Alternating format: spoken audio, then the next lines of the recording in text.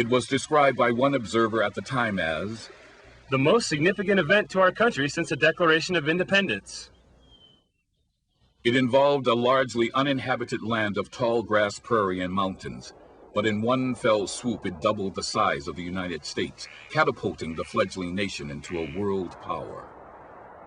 It was the Louisiana Purchase.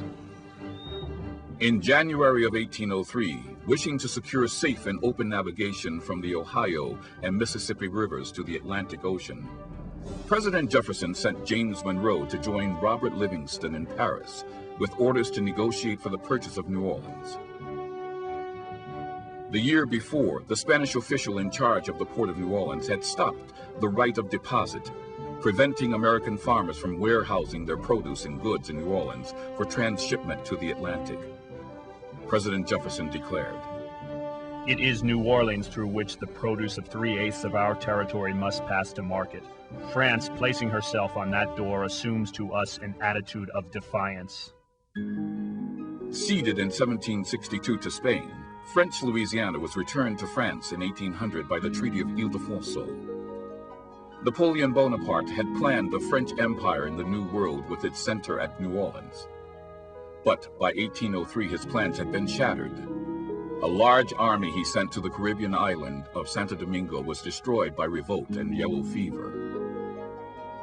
Threatened with a new war in Europe, Napoleon suddenly offered the entire territory of Louisiana for sale.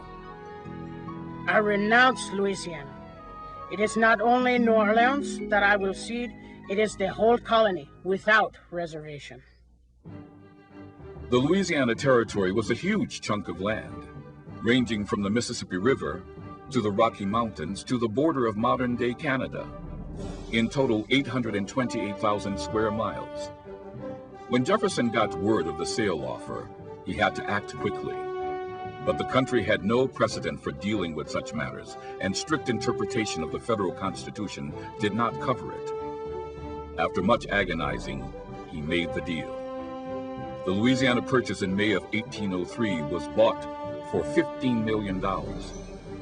In an instant, the United States doubled in size. In the same instant, the United States became a world power.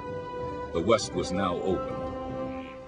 The lands of Minnesota, Iowa, Missouri, Colorado, Kansas, Nebraska, and the Dakotas were immediately available for expansion and settlement. Soon to follow would be the riches of the Rocky Mountains, and the U.S. was poised to take control of the northern part of the Spanish Empire and extend its claim all the way to the Pacific Ocean. Just as important as the acquisition of new land was the Louisiana Purchase's impact on the new federal government. By using his powers of office in purchasing the land, Jefferson extended the executive powers of the presidency. His actions initiated the idea of implied powers in the Constitution. Ironically, though Jefferson was a strict constructionalist, he used implied powers in order to justify his action in purchasing the new lands.